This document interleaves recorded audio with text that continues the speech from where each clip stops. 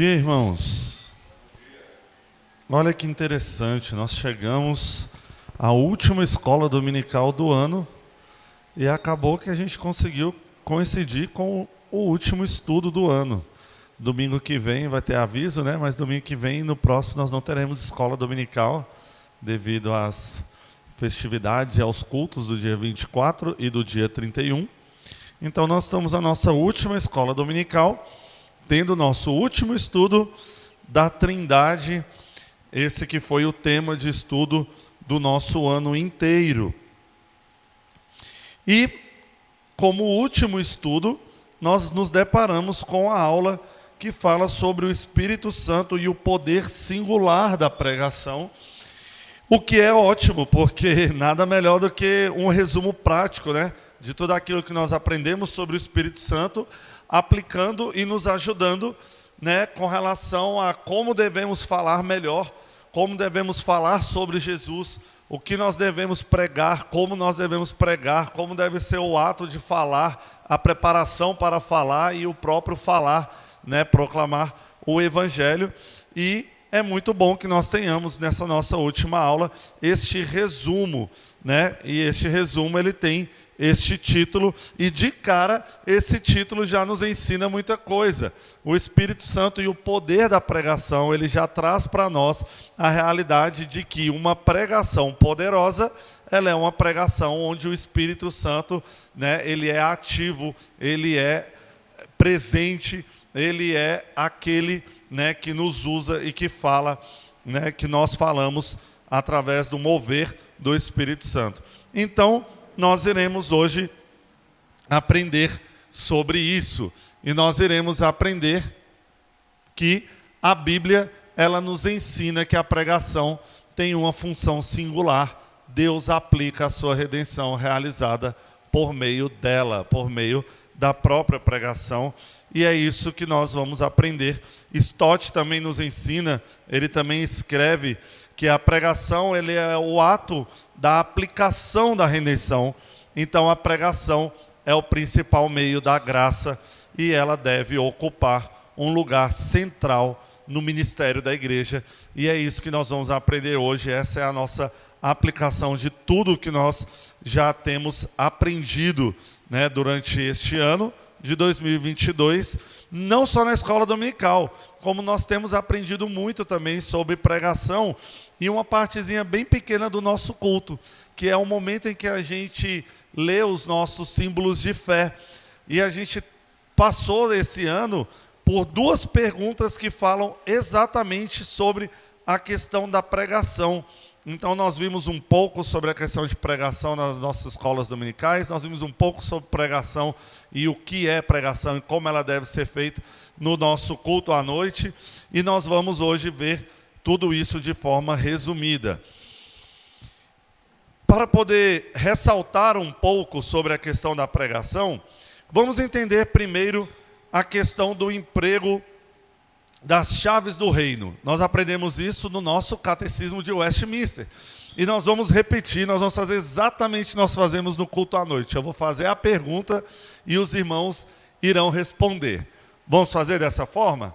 Lendo ali na frente. Pergunta 83 do catecismo de Heidelberg. O que são as chaves do reino dos céus?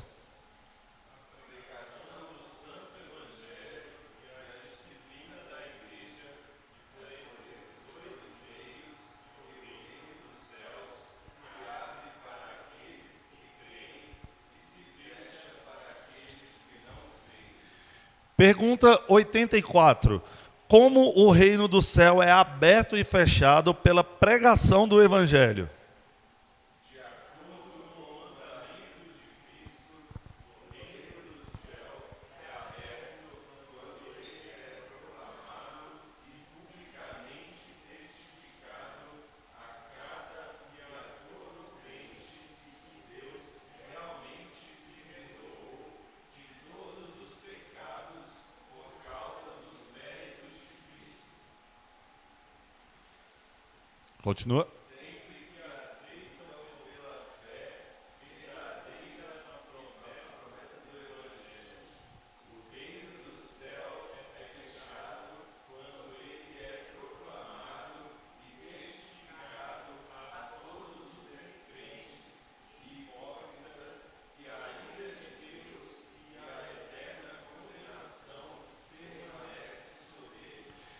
E aí a gente já aprende coisas bem interessantes sobre a pregação.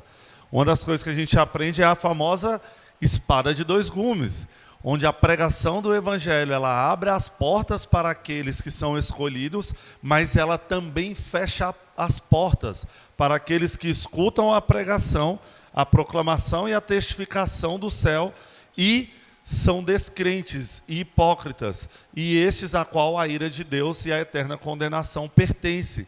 Então a pregação do evangelho, ela nos é ensinada de várias formas, e de formas até práticas, como, né, os símbolos de fé. Ano passado a gente nós estivemos lendo no culto à noite, o Catecismo Maior, o Catecismo de Westminster. E ele também traz um estudo sobre a pregação e respostas teológicas sobre a importância da pregação. Vamos continuar fazendo como no culto à noite? Eu vou perguntar e vocês vão responder. Como a palavra torna-se eficaz para a salvação? Pergunta 155 do Catecismo de Westminster.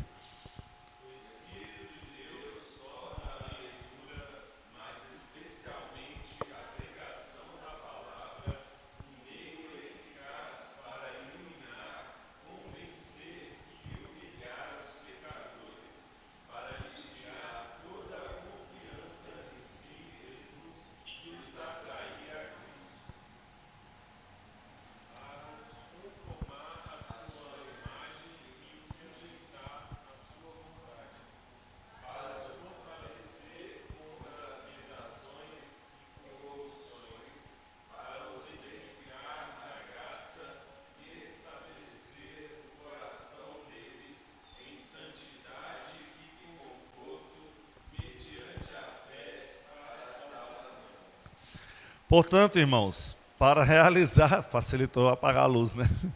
Portanto, para realizar essa função, Deus dotou a pregação com autoridade única, como a gente começou a observar.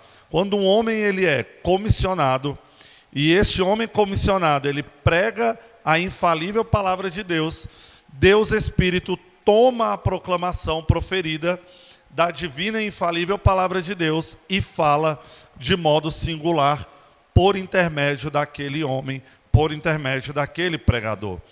Só que nós não comprovamos isso apenas com os catecismos, muito pelo contrário. Isso é comprovado tanto nos catecismos como nos concílios, mas primeiramente, principalmente e acima de tudo, pela própria Escritura. Então nós vamos ver como a Bíblia trata a questão da pregação e o agir do Espírito Santo na pregação, em todos os aspectos, em todos os momentos da pregação, desde lá de quando ela começou a ser preparada até quando ela finalmente vai ser pregada. Então vamos continuar no nosso texto, 1 Coríntios, capítulo 2, nós vamos ler agora do versículo 6 ao versículo 16. Coríntios capítulo 2, do versículo 6 ao versículo 16. Vamos ler cada um lendo um versículo. Pode ser aleatório, não precisa ser em ordem não, mas vamos cada um lendo um versículo. Versículo 6. Entretanto, expomos sabedoria entre os experimentados, não, porém, a sabedoria deste século, nem a dos poderosos desta época que se reduzem a nada.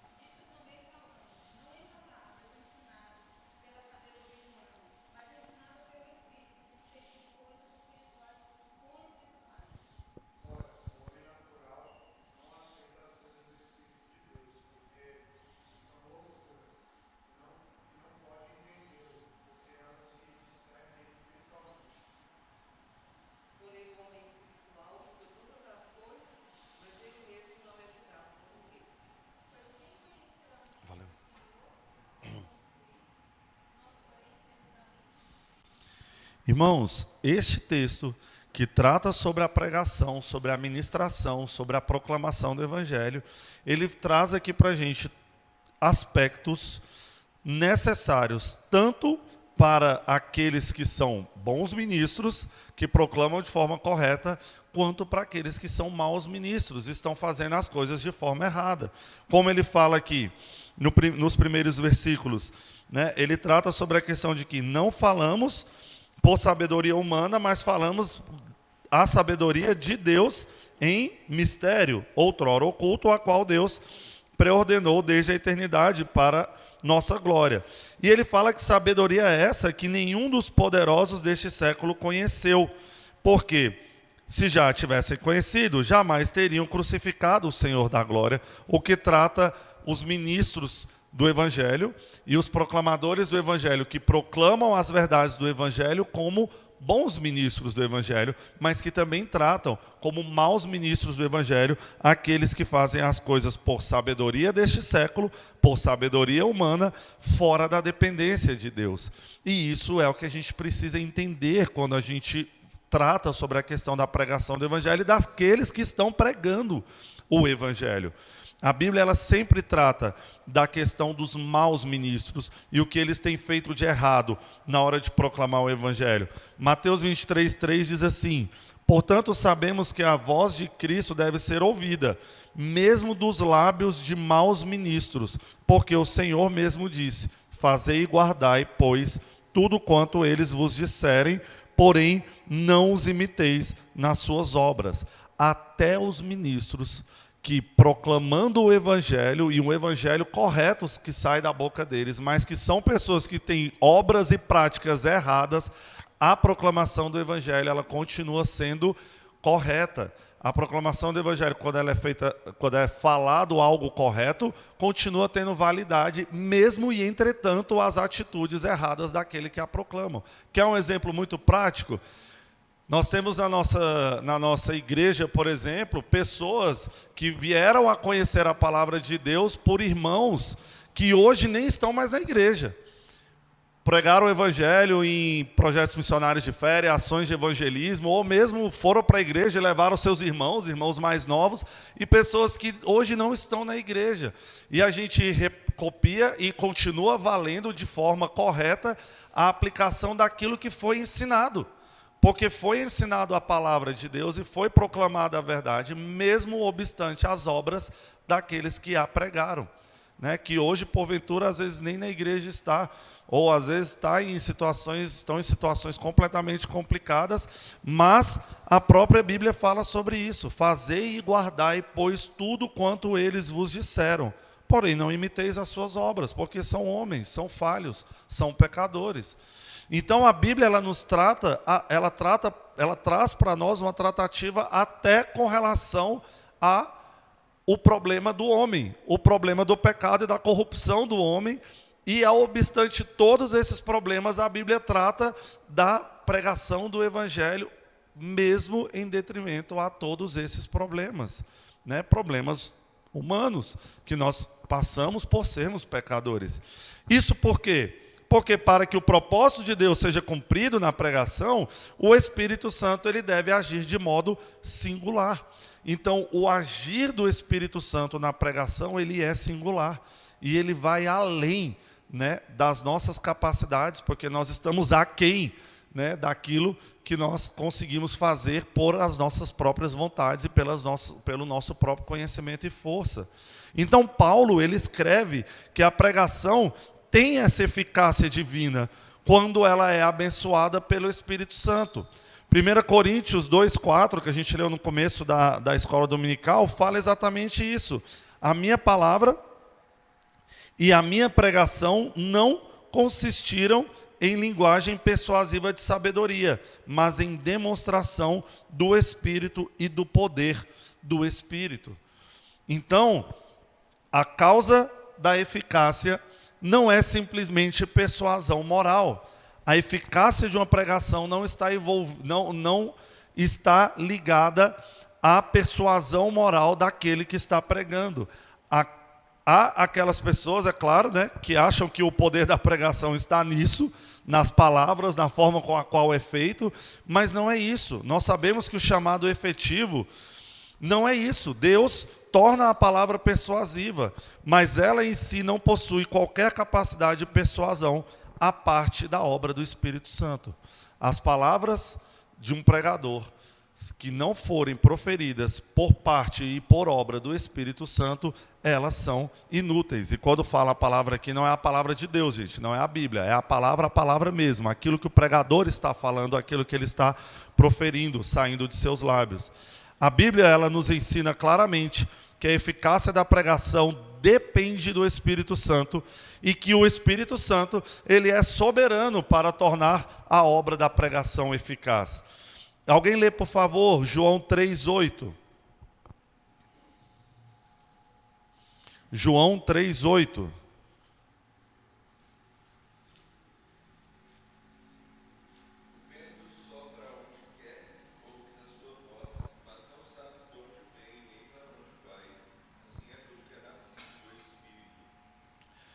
Portanto, o Espírito ele deve se unir à palavra pregada e atuar nela. E como isso funciona?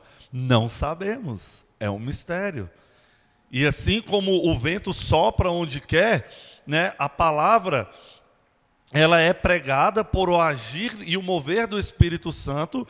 E assim como a gente não sabe para onde o vento sopra e o que ele vai fazer e para onde ele vai virar e como que ele move e como que ele age, assim é o unir da palavra pregada ao Espírito Santo. E o Espírito Santo, a união dele à palavra que nós iremos pregar. Mas o fato de nós não sabermos como funciona, né, esse agir e esse mover, não interfere no fato de que, para que a palavra de Deus seja pregada e para que haja eficácia na pregação, o Espírito Santo deve mover-nos.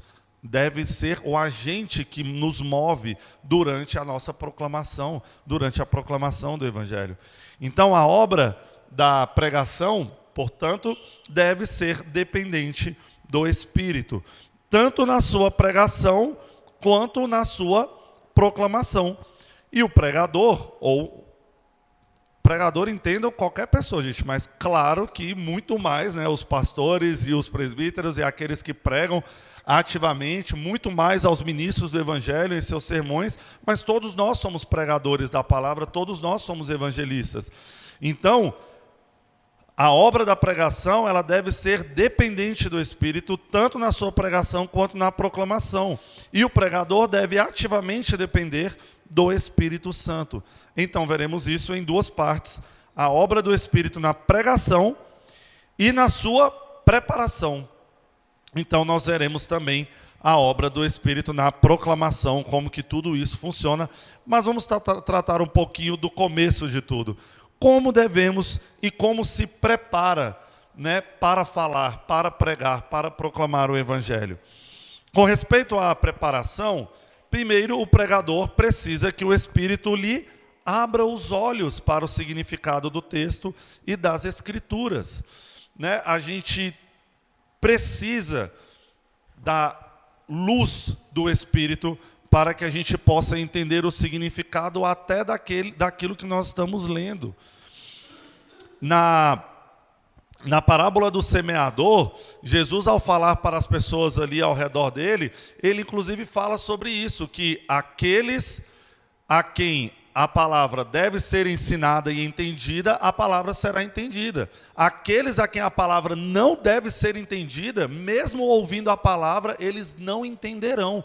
Por quê? Porque o entendimento lhe será fechado. Aquilo que a gente estudou, que a gente leu lá na Confissão de Fé, no Catecismo de Westminster. A palavra, ela é uma espada de dois gumes. E é o Espírito Santo que vai trazer e vai dar luz e nos fazer entender o texto que nós estamos lendo. E daí começa a preparação para a nossa pregação, para a gente falar, para a gente se preparar até para o dia a dia, no nosso evangelismo, né, na nossa vida, no nosso cotidiano. Então, o Espírito, ele deve iluminar o pregador para que ele entenda a passagem sobre a qual ele pretende pregar. Portanto, o pastor ele deve orar pela sua preparação. A gente vai dar um pouquinho de foco assim com relação ao pastor, gente, mas entenda que isso é para todo mundo. Porque todos nós devemos pregar, todos nós devemos evangelizar, todos nós devemos ter discípulos, devemos ter pessoas a quem nós pregamos o evangelho. Então, nós devemos orar e pedir que o Espírito Santo nos ilumine com relação à preparação, porque nós precisamos do entendimento que vem do alto, para clarear o nosso entendimento com relação ao que estamos lendo, para daí nos prepararmos. Com muita frequência, gente, nós preparamos palavras, nos preparamos para programações de evangelismo, nos preparamos para falar na escola dominical, no culto à noite, e com muita frequência nós vemos sermões e textos e aulas e estudos e encontros sendo preparados com as forças humanas. Eu preciso resolver isso de qualquer jeito, eu preciso fazer esse estudo de qualquer jeito, de qualquer jeito, estou falando, não é fazer o estudo de qualquer jeito, é a qualquer custo, eu não tenho tempo, eu estou com uma situação complicada, mas eu preciso fazer, e a gente recorre às nossas forças humanas para poder conseguir, né, eliminar aquela tarefa e concluir e cumprir com a tarefa que nós temos que fazer. E a gente acaba se pegando no aspecto de que devemos tomar cuidado com tudo isso. E isso cabe a tudo, né, gente? A professora que dá aula para as crianças, ao professor que dá aula nas classes, ao pastor que prega no culto à noite, aos irmãos que estão todos envolvidos, a família, em programações de evangelismo, devemos tomar cuidado. Muitas vezes nós sabemos como fazer, né, um exegese, escrever um sermão, principalmente pastores, né, muito mais do que a gente. Porém, por vezes, nós não fazemos isso na dependência do Espírito. E nós precisamos abordar a tarefa da pregação com seriedade, pedindo a Deus que nos explique o texto e sabendo que nós dependemos do Espírito para nos prepararmos, né, para a atividade a qual nós iremos realizar. Não devemos apenas orar também com respeito ao texto das Escrituras, mas devemos também orar para que a gente entenda corretamente o que temos que fazer, e nós também devemos orar pelo conteúdo que nós queremos apresentar, pelo aquilo que nós devemos falar. Nós devemos orar pedindo a Deus que o Espírito nos revele a mensagem dele para aquele povo a quem nós iremos falar. Nós devemos também orar pela mensagem, e nós devemos orar pelo povo e pelo nosso foco. Quer um exemplo? Aquilo que a gente precisa falar numa programação de evangelismo de rua, por vezes é muito diferente do que precisa ser falado num culto à noite, por exemplo. O que às vezes é muito diferente do que precisa ser falado na escola dominical, e que às vezes é muito diferente do que precisa ser ensinado e falado para a classe de adolescentes, para a classe das crianças. Saber o público e o povo a quem nós iremos falar já é uma necessidade de que o Senhor nos instrua, e já é uma necessidade que nós temos de orar ao nosso Deus para que Ele nos instrua naquilo que iremos falar para aqueles ouvintes. Então, nós devemos sempre orar e pedir, né, o entendimento e o esclarecimento do Espírito para aquele povo a quem nós iremos proclamar. E nós precisamos disso, estar constantemente em oração por aqueles a quem pregaremos. Se não estivermos orando por eles, não seremos capazes de lhes falar com poder. Nós devemos nos envolver pelos nossos irmãos, nós devemos nos preocupar com as preocupações e as necessidades deles, e devemos ter o hábito regular de orar semanalmente pelos nossos ouvintes, citar o nome dos nossos irmãos, citar as necessidades apresentadas por eles. Na igreja facilita, né, gente? A gente tem um boletim que está ali, pedidos de oração. Os principais pedidos de oração estão ali já, é um balizador. A gente já consegue orar, e devemos ter esse hábito, né? E também devemos orar pelos visitantes que virão à igreja, devemos orar por pessoas enviadas por Deus, cujos corações estão, né, esperando ser operado pelo próprio Deus, e o que o Senhor coloca na nossa vida para que a gente possa, né, pregar o Evangelho, falar a eles, irmãos no trabalho, irmãos na escola, irmãos na nossa família. Devemos orar por estes visitantes, por esses irmãos, por todas as pessoas a quem Deus coloca em nossas vidas, para que a gente possa falar a eles. E a igreja, e todos nós, da outra parte, também devemos orar pelos nossos irmãos, gente. Isso não é só obrigação do pastor e dos líderes da igreja. Todos os irmãos devem orar Ano que vem nós estamos com o projeto apresentado, né, para a nossa igreja no ano que vem, que a gente agora vai ter a nossa reunião de oração semanal, junto do nosso estudo bíblico, um momento de sabermos as necessidades dos nossos irmãos, um momento de sabermos, né, aquilo que eles precisam e de orarmos uns pelos outros. Os membros também precisam orar uns pelos outros e principalmente os membros precisam orar pela proclamação do Evangelho e também, principalmente, pelo agente principal de proclamação do Evangelho na vida deles, que é o pastor, o nosso pastor. Devemos nos preocupar com o nosso pastor, com a família do nosso pastor, devemos orar pelo nosso pastor. Ele cuida de todos nós, não é possível que todos nós juntos não vamos conseguir cuidar dele. Temos que orar pelo nosso pastor, nos preocupar com a vida daquele que proclama o Evangelho a nós, nos alimenta com a palavra semanalmente. E seguindo todo esse percurso, no momento de prepararmos e estarmos sempre preparados e prontos a pregar o Evangelho, nós temos a questão do Espírito e a própria proclamação do Evangelho. Em relação à proclamação, o sermão preparado só pode tornar-se poderosa palavra de Deus quando é abençoado pelo Espírito Santo no ato da pregação. Em 1 Coríntios 2,4, novamente, Paulo está afirmando isso. A minha palavra e a minha pregação não consistiram em linguagem persuasiva de sabedoria. Entenda aí sabedoria como sabedoria humana. Mas em demonstração do Espírito e de poder do Espírito. Temos de observar, irmãos, essa diferença. Temos de observar a diferença entre preparar uma pregação, uma palavra, um momento de evangelismo e pregar aquilo que a gente preparou. Ambos os trabalhos, eles são necessários, mas eles são ações distintas, eles são diferentes. O teólogo Marcel disse assim: comete um grande erro aquele que acha que o pregador, por estar presente e o culto ter iniciado, possui seu sermão, o qual ele está preparado para ler, caso esteja escrito, ou pregá-lo de cor, improvisar com a ajuda de um esboço, etc. E que isso é suficiente para que esse sermão já preparado seja reproduzido em alguns minutos para a pregação da palavra de Deus e para que a pregação da palavra de Deus seja ouvida. O que isso quer dizer? Engana-se aquele que acha que todo pregador, por ter um esboço, vai conseguir proclamar o Evangelho.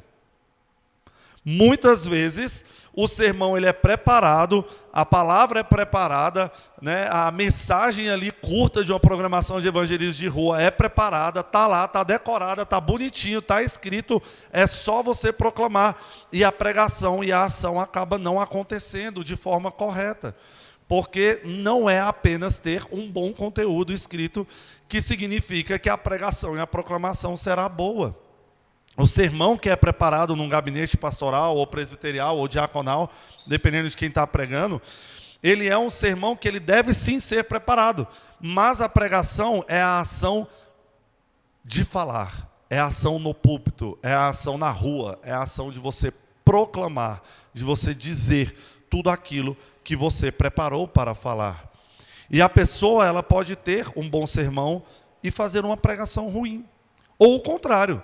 Algumas pessoas, é muito raro esse o contrário, gente, mas às vezes acontece de uma pessoa não ter um bom sermão preparado de forma escrita, mas fazer uma boa pregação. O ideal é que todas essas coisas, tanto um bom sermão escrito, tanto uma boa preparação, quanto uma boa proclamação, ela aconteça. O ato de nós pregarmos coisas que nós estudamos muito, preparamos muito, e a gente ir e proclamar, não necessariamente será feita de forma correta. Muitas vezes o pregador prega de forma enfadonha, muitas vezes quem está proclamando o Evangelho proclama sem vida, sem comoção, sem importar com aquele que está ouvindo, e a pregação fica estranha, vazia, meio sem sentido, meio sem vida. E às vezes a gente até consegue observar claramente, nossa, parece que o pastor preparou muito, mas parece que ele não consegue passar, né, o que ele está falando.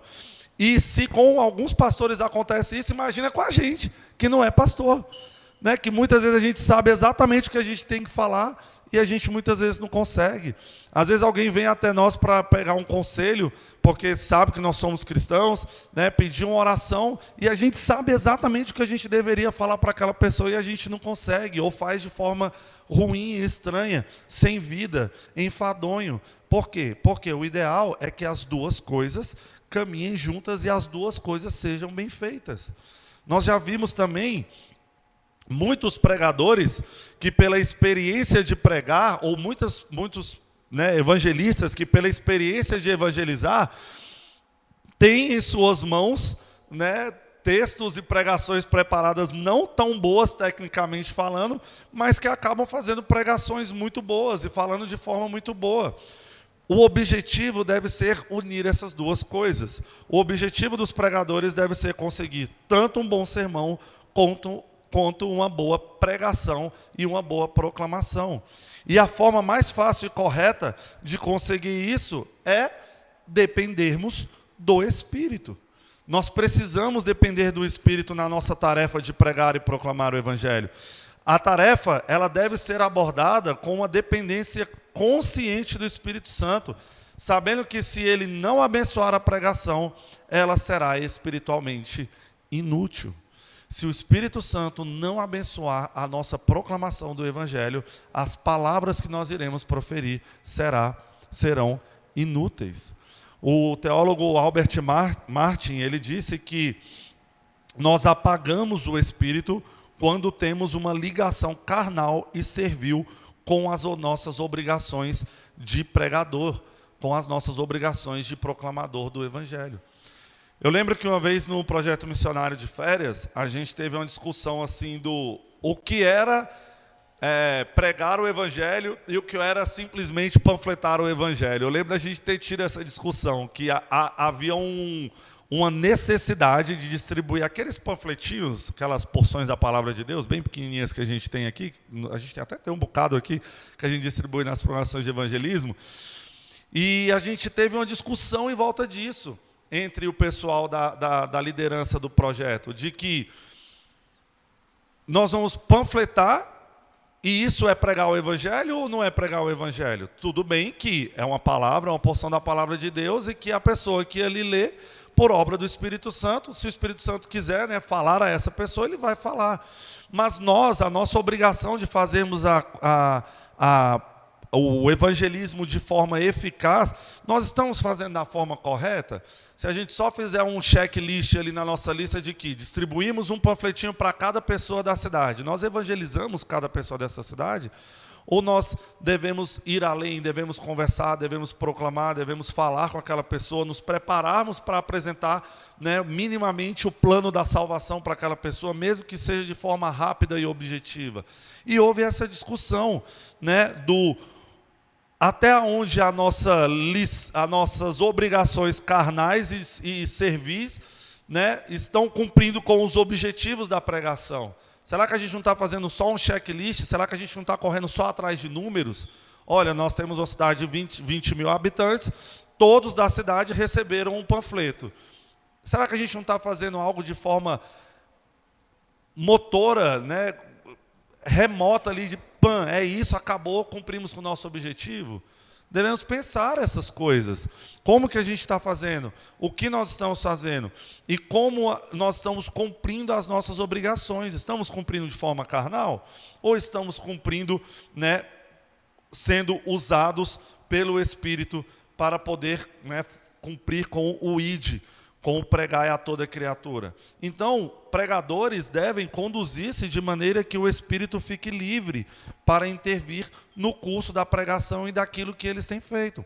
Se a gente não estiver livre para poder fazer ou proclamar o Evangelho, nós vamos acabar caindo nessas rotinas de evangelismo. Entrega um panfleto, fique com Deus, até mais. E vira as costas e passa para o próximo. E se aquela pessoa precisa de algo a mais? Se aquela pessoa precisa de uma oração? Você vai só cumprir com aquilo que mandou? Distribuam os panfletos e aí você vai embora? É meio sutil, é meio complicado, mas não é que esteja errado distribuir essas questões, mas nós devemos nos preocupar com o livre agir do Espírito. O pregador ele deve depender ativamente do Espírito durante todo o ato de pregação e proclamação do Evangelho. E o pregador deve conceder-lhe liberdade para agir. Cristo ele instruiu os seus apóstolos a não se preocuparem com o que iriam dizer quando fossem chamados para defender a fé. Olha o que está escrito lá em Mateus 10, 19 a 20. Vamos abrir. Mateus 10, 19 e 20. Cristo está instruindo os apóstolos que quando eles forem professar a sua fé, eles devem se preocupar com algumas questões. Que questões são essas? Vamos ler todos juntos. Quando vos não cuideis, porque naquela hora vos será concedido o que haveis de dizer, visto que não sois vós os que falais, mas o Espírito de vosso Pai é quem fala por nós. Embora isso fale, gente, primariamente, né, em relação à nossa necessidade de darmos respostas em defesa da nossa fé, quando nós somos chamados a isso, também há uma aplicação secundária, que é a tarefa do pregador. Se prepararmos de modo correto, se tivermos uma boa preparação, uma vida cotidiana de estudo da palavra, de preparação para a pregação, preparação para evangelismos, nós podemos também, com devoção, depender do Espírito Santo para nos conceder as exatas palavras que proferiremos. Gente, nada disso está excluindo a boa preparação de pregações e nós nos prepararmos de forma correta para evangelismos. A questão é não nos limitarmos a eu tenho que estar regrado, fechado a tudo isso que está escrito aqui no meu esboço. Porque imagina no nosso dia a dia, no cotidiano, imagina que nós somos chamados a pregar. O pastor Lucas passou por isso recentemente. Nós estávamos lendo um texto numa programação, e aí quando ele leu o texto dele, a irmã presidente da sala falou assim: pastor Lucas, você tem 5 minutos para poder falar sobre esse texto. Ele não tinha nada preparado, mas e todas as pregações que ele já preparou, e todos os estudos que ele já teve, tudo isso que foi preparado, estudado e cuidado com zelo durante toda a vida, não vou nem dizer durante todo o ministério pastoral, mas durante toda a vida, né? O Lucas participou de várias programações de evangelismo muito antes de ser o pastor Lucas. Então toda essa preparação, todo esse momento serviu para, na hora da defesa da fé, ali não era bem uma defesa, mas pode se aplicar a isso, saber o que dizer e ser movido pelo Espírito Santo a falar. Então, é tomarmos cuidado para não criarmos, gente, muros e barreiras para o agir do Espírito Santo. E como presbiterianos, por vezes nós temos essa dificuldade de querer limitar tudo a uma caixinha. A caixinha das linhas escritas do meu sermão. A caixinha das linhas escritas daquilo que eu vou falar numa programação de evangelismo. Temos que tomar cuidado com isso. E temos que depender do Espírito Santo, porque se nós já estudamos a palavra, se nós fizemos um bom esboço, se a gente já pregou o Evangelho em vários momentos e várias ocasiões, nós devemos ter tranquilidade de depender do Espírito Santo para que Ele conceda a nós palavras que sejam proferidas de forma a evangelizarmos e a pregarmos no momento em que isso precisar ser feito, sem nenhum planejamento prévio. Então devemos tomar cuidado em não ficarmos limitando o poder e o agir do Espírito Santo. É meio estranho falar isso, porque o Espírito Santo, a gente não vai limitar o agir dele e o poder dele. Mas nós devemos tomar cuidado com a nossa forma racional de, às vezes, tentar criar barreiras e muros, né, entre aquilo que a gente preparou e aquilo que será proclamado. Porém, a gente também tem que tomar muito cuidado, gente, para a gente dar a cabeça da gente não ficar inserindo e enfiando coisas pelo meio da pregação, ao ponto de daqui a pouco estar falando besteira, né? E fugir daquilo que foi preparado por pura, né, falta de zelo e cuidado. Pastor?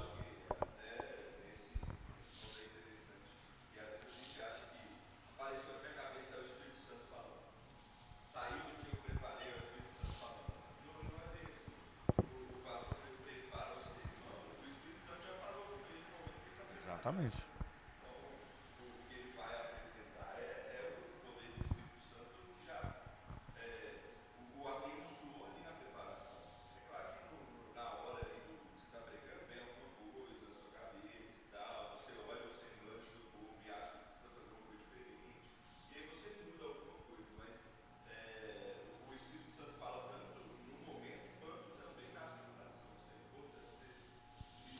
E o importante é exatamente o que o pastor falou, um cuidado e um olhar para com o público. Meu pai é pastor, e uma vez ele foi chamado para falar em uma programação, eu não lembro qual a programação, mas eu sei que ele foi chamado para falar numa programação, vamos supor que seja uma programação de comunhão da igreja. Chegou lá, uma mãe de uma das pessoas que estava ali havia falecido, morava fora de Brasília, morava longe, e assim, a pessoa não tinha condições de ir. Vamos lembrar que, né, gente, há 30 anos atrás, entrar num avião, ou mesmo pegar um carro e rodar 1.500 quilômetros não era tão simples assim. Você chegava lá na cidade, o ente já estava sepultado, né? Então não era tão simples assim. A pessoa estava ali, e ele preparou, né, para falar uma mensagem totalmente alegre. Qual foi a necessidade que ele se deparou frente ao público? De trazer uma palavra de consolo, uma palavra para acalmar aquela família toda ali, que tinha perdido a matriarca e tudo mais. Então, esse também é um agir do Espírito Santo, de preparar e de proclamar uma palavra frente a uma necessidade, algo que mudou. Mas por que motivo, se você prepara um texto, um sermão, e você chega no culto e está tudo normal, de acordo com o que está previsto, né, com o comum, e aí da sua cabeça fala: nossa, Deus me tocou agora para falar sobre Nabucodonosor, e o meu texto foi preparado para eu falar sobre a vida de Tito. Por quê? Por que mudar? Por que inserir? Por que simplesmente só sair falando as coisas aleatoriamente, como a gente vê em algumas igrejas, né, onde os sermões nem são preparados? Quem é o irmão hoje, né, que sentiu tocado para trazer a palavra? Aí a pessoa levanta lá do nada e sai falando. Por que ser assim? Não faz sentido, porque a pregação, a proclamação do Evangelho, ela envolve o que a gente estudou no primeiro ponto, o Espírito Santo e a preparação. No próprio ato da preparação, o Espírito Santo já falou com aquele que vai proclamar o Evangelho, o Espírito Santo já agiu, já moveu na vida dele para que ele possa proclamar aquilo que foi preparado. Então são várias questões, e dentro de todas essas questões a gente tem que entender como funciona o mover, né, do Espírito Santo para conceder as exatas palavras que proferiremos. Por quê? Porque nosso desejo é falar não em palavras ensinadas pela sabedoria humana, mas ensinadas pelo Espírito, conferindo coisas espirituais com espirituais. Por essa razão, irmãos, historicamente, os reformadores e reformados comprometem-se com a pregação espontânea. A pregação espontânea não é uma pregação despreparada. Tomem cuidado com essa palavra. Não é uma pregação assim de que, pastor, no meio do culto, senti vontade aqui de falar uma mensagem espontânea. E tem até isso, né? Eles usam essa palavra, né? Traz uma palavra espontânea para a gente. Não, a pregação espontânea não quer dizer que ela é despreparada. A pregação espontânea é a confiança no Espírito quanto às palavras que você vai expressar frente às necessidades que você encontra. Então, devemos estar preparados, porque muitas vezes, de forma espontânea, nós vamos precisar pregar e proclamar e falar do Evangelho.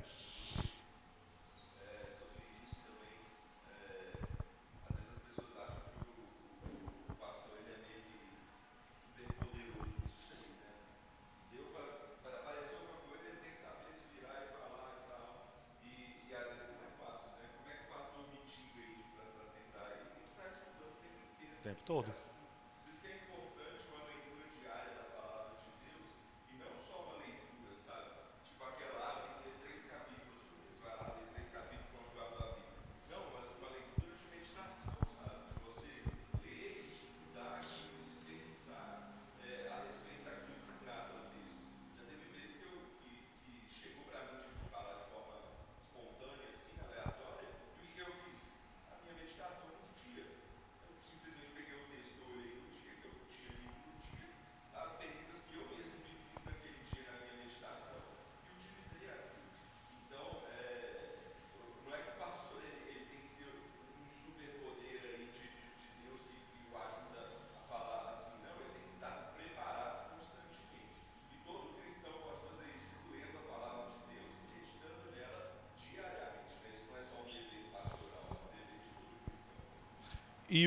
E quando a gente fala sobre a questão dessas palavras, das expressões e das pregações, sempre está unido o estudo da palavra e uma vida de oração.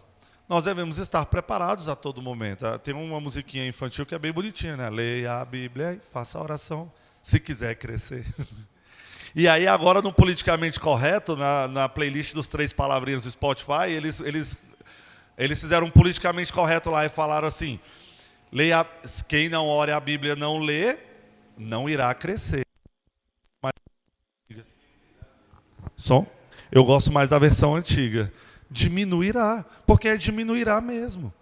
Né? Você vai cada vez menos diminuindo o seu conhecimento, esquecendo das coisas que foram faladas para ti, esquecendo daquilo que você estudou, daquilo que você leu, diminuirá mesmo. Quando toca essa música lá em casa, que o Moisés está brincando, quando eles cantam o não irá crescer, eu canto mais alto, assim, diminuirá. Porque é isso. Nós devemos ter uma vida de ler a Bíblia e orar, para que a gente possa crescer. Portanto, vamos falar um pouquinho agora sobre esse segundo aspecto. Antes de pregarmos, e antes de falarmos, e antes de proclamarmos o Evangelho, nós devemos sempre orar. E orar por várias coisas. Nós devemos orar para nos atermos às Escrituras e nos afastarmos da sabedoria humana. Nós devemos orar para que nosso coração possa se comover com a triste condição do nosso povo. Nós devemos orar para que nossa alma seja animada com zelo pela glória de Deus. Devemos orar por clareza. Muitas vezes a gente tem textos difíceis, irmãos. Vamos falar de Levíticos aí, né? É porque Levíticos é um livro que eu acho bem difícil. E junto dele ali eu acho o Jó também complicado. Clareza. A gente precisa de clareza. Tem textos que são difíceis mesmo. E tem textos que são fáceis e que a gente acaba entendendo ele de forma completamente errada e distorce e acaba falando até heresia em cima dele por não termos clareza e não pedirmos clareza por parte do Espírito. Orar por força corporal também. O pastor deve estar nessa oração forte esse ano aí, trabalhando e sendo pastor aqui da igreja e trabalhando lá no Banco do Brasil, na empresa que ele trabalha. Força corporal também. A dificuldade que a gente tem com a filha pequena, né, no nosso dia a dia, de estudar e ter que trabalhar e ter que fazermos tudo de forma correta. Força corporal. E orar contra todas as distrações. Isso é a minha oração. Eu sou muito distraído com algumas coisas. Eu estou lendo e aí daqui a pouco eu vou longe, então eu preciso orar pelas distrações, né? Para poder fazer esses estudos, por exemplo, normalmente eu faço no horário de almoço do meu trabalho, porque é a hora que a sala está vazia e ninguém me pergunta nada e o telefone não toca. Então eu sei que ninguém vai entrar lá, e aí muitas vezes eu faço os estudos no meu horário de almoço, porque é o horário que eu tenho mais tranquilidade, eu sei que ninguém vai me chamar.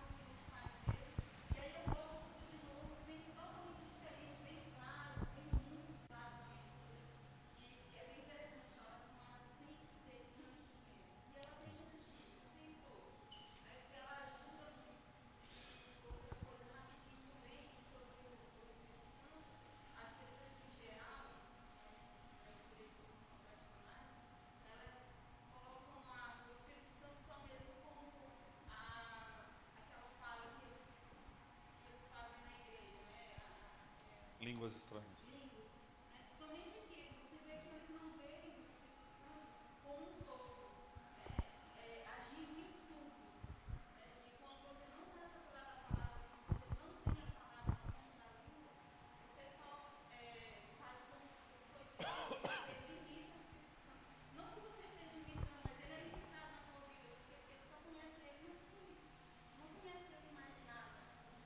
Não observa em todas as áreas e aspectos da vida.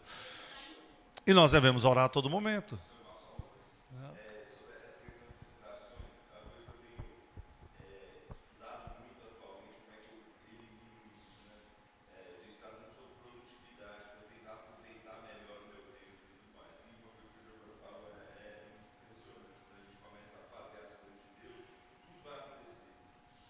Tudo. Sua cabeça vai começar a pensar em outras coisas, o seu celular vai tocar, não sei o que e tal. Então, para que o Espírito Santo também haja em você, a gente também tem que ajudar no sentido de eu vou eliminar o máximo de distrações que eu puder. Entendeu? Por exemplo, você vai ler sua Bíblia, deixa o celular longe lá e vou utilizar o meu tempo focado nisso daqui. Por exemplo, quem tem filho em casa, às vezes você não consegue controlar o seu filho igual o celular que você pode deixar longe, né? Mas, por exemplo, quem é casado consegue fazer assim, ó, olha, eu vou ler minha Bíblia, você fica com ele esses 15 minutos, fica lá separado com ele um tempo e deixa eu ter esses 15 minutos produtivos aqui para eu ler a palavra de Deus. A gente tem que tentar mitigar o máximo possível essas distrações para que a gente tenha, de fato, um momento útil de meditação. A gente tem que fazer a nossa parte, né? A responsabilidade humana no processo. E a gente também continua a oração. A gente não ora só antes de preparar uma palavra ou de ler a Bíblia. A gente ora depois também. Olha os exemplos de oração depois. Retirar-nos para orar, seguindo o exemplo de Cristo após a pregação, a proclamação do Evangelho. Isso está lá em Marcos. Orar para que a palavra não seja como água derramada sobre o chão. O que isso quer dizer? Orar para que aquela palavra penetre, né, o coração, penetre a mente daqueles que a ouviram. Devemos também orar para que a palavra não seja arrancada, como na parábola do semeador, para que aqueles que escutaram a proclamação do Evangelho, né, para que eles sejam protegidos por Deus das tentações do mundo. Né, e orar pelo perdão dos erros cometidos na nossa pregação, porque elas, com certeza e claramente, elas existem, e também orar para que a convicção do pecado se estabeleça e consuma nossos ouvintes, levando-os a Cristo. Então, irmãos, é muita coisa? Sim, mas são coisas importantes que a gente deve fazer no nosso dia a dia. E, por fim, se pregarmos na dependência do Espírito, obrigatoriamente nós pregaremos sobre alguém. Sobre quem? Sobre Cristo. Portanto, nós devemos pregar a Cristo. O elemento mais importante numa pregação sempre será pregar a Cristo. Martin enfatizou esse elemento. O Espírito Santo se entristece quando há uma medida insuficiente de pregação de Cristo nos nossos esforços sermônicos, nos nossos sermões, nas nossas proclamações do Evangelho. O ministério do Espírito Santo é exaltar a Cristo. Ele sempre se compraz em colocar todo o seu foco sobre a pessoa e a obra de Cristo. E a determinação de Paulo era essa, era conhecer a Jesus Cristo e ele crucificado, e nada além do que isso. Os sermões eles devem ser cheios de Cristo, e o próprio Martin, ele nos sugere fazermos algumas perguntas sobre a qual nós avaliaremos tanto as nossas pregações como as pregações daqueles que estão pregando a nós. Perguntas essas: onde estava a pessoa e a obra de Cristo naquela pregação? Passou a pregação inteira e não se falou sobre a obra e a pessoa de Cristo? Está errado. Uquias, mas é uma pregação histórica. Está errado. Uquias, mas é um texto do Velho Testamento, da lei mosaica, que é completamente histórico, dentro do contexto da lei mosaica, e ali não há... Está errado. Não tem Cristo, está errado. Apontei para Cristo, a fonte de toda a graça e poder, em busca de suficiência, a fim de cumprir o dever. Todos os deveres eu articulei dentro da obra de Cristo na pregação. Se eu não fiz isso, está errado. Se o pregador não fez isso, ele está errado. Apontei para Cristo, que é a grande origem de todo o privilégio redentor, os privilégios da graça, e expliquei o porquê toda essa pregação e tudo isso está apontando para Cristo. Se fiz, está correto. Se não fiz, está errado. Isso serve para nós ouvintes também, para assim analisarmos à luz da palavra se a pregação que nós estamos escutando condiz com a pregação fiel à palavra, porque a palavra é a palavra de Cristo. Numa conferência que nós fomos em 2017, o pastor Lucas estava lá conosco, comigo e a Aline e mais alguns irmãos aqui da igreja, o pastor Augusto Nicodemos falou durante a conferência que a falta de pregação cristocêntrica, ou seja, centrada em Cristo, é o motivo suficiente para membros deixarem a igreja, aquela comunidade local, e procurarem outra a qual a palavra seja pregada em Cristo. Por que você mudou de igreja? Porque lá não se pregava Cristo. Existem vários outros motivos que as pessoas mudam de igrejas. Todos eles, existe algum tipo de questionamento e uma análise do se deveria mesmo ou não. Mas com relação a esse, não há questionamento. Mudei de igreja porque na minha igreja não se fala de Cristo. Eu tenho um amigo chamado, não vou falar o nome dele, né? Muito público, mas eu tenho um amigo que ele teve que fazer isso. Ele falou, não dá mais. Já tem 6 meses que o pastor está falando lá sobre o tabernáculo, sobre as coisas dentro do tabernáculo, sobre os pães asmos, sobre toda aquela questão ali, e ele não fala nem o nome de Cristo na pregação do culto à noite, não dá mais. Já são 6 meses. E a gente fala e a gente conversa com ele não, é um estudo teórico, é um estudo histórico, é um estudo... Não dá. É motivo suficiente para procurarmos outra comunidade para nos reunirmos, se Cristo deixou de ser pregado. Assim, se devemos desfrutar da bênção do Espírito na pregação, os sermões devem ser cheios de Jesus Cristo. Um homem que desfruta da unção do Espírito pregará com evidência, zelo e paixão, e esse zelo vai manifestar-se de maneira diferente em cada homem, segundo os dons e personalidades, mas cada homem deve pregar com paixão a Cristo Jesus. O Catecismo de Westminster, novamente, Catecismo Maior, na pergunta 159, diz assim: como a palavra de Deus deve ser pregada por aqueles que para isso são chamados? E aqui, o Catecismo ele fornece um bom resumo dos elementos da pregação ungida pelo Espírito. Ele responde assim: aqueles que são chamados a trabalhar no ministério da palavra devem pregar a sã doutrina, a diligência, em tempo e fora de tempo, devem pregar claramente, não em palavras persuasivas de sabedoria humana, mas em demonstração do Espírito e em demonstração de poder. Devem pregar fielmente, tornando conhecido todo o conselho de Deus. Devem pregar sabiamente, adaptando-se às necessidades e às capacidades dos ouvintes. Muito importante esse trecho. Deve pregar zelosamente, com amor fervoroso para com Deus e para com as almas de seu povo. Deve pregar sinceramente, tendo por alvo a glória de Deus, a proclamação, a conversão, edificação e salvação das almas. E quem é que salva as nossas almas? Cristo Jesus. Então, concluindo, irmãos, Deus, Espírito, faz a pregação, da pregação o seu instrumento principal. A pregação é a proclamação pública, autoritária e verbal da palavra de Deus, que a explica e aplica. A pregação é autoritária. Não tem esse negócio de ficar moldando a palavra de Deus àquilo que as pessoas querem ouvir, ou não entender que o que Deus está falando não é o que Deus está falando, como estão tentando fazer lá no STF, né? De que alguns trechos da Bíblia não devem mais ser... Está rolando essa petição aí, de que a Bíblia tem que ser adaptada ali em algumas questões, porque não se aplica mais aos nossos dias. Se aplica a todos os dias e a todos os momentos, até a volta de Cristo. E a proclamação do Evangelho, gente, de forma pública, é um instrumento principal, né, da nossa pregação. Aquele que prega deve ser comissionado por Cristo por meio da sua igreja.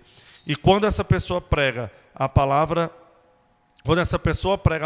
no poder do Espírito, Cristo está presente e fala por meio dele. Pelo poder soberano do Espírito, Deus converterá e Deus santificará. Quando a igreja crê e age com base nessas verdades, conseguirá pregar para uma cultura que é relevante e incapaz de ouvir a própria pregação. Deus continuará a atuar por meio da loucura da pregação para edificar a sua igreja. Amém? Vamos colocar de pé? Vamos orar? Graças te damos, Senhor Deus, pela bênção de podermos proclamar o Teu Evangelho, pela bênção maior ainda de podermos ter ouvido a proclamação do Evangelho, do Senhor ter nos salvado e ter tornado a nós conhecida, ó Pai, a obra e o plano da salvação. Obrigado por essa igreja reunida aqui e nos faça, ó Pai, pregadores dependentes do Espírito.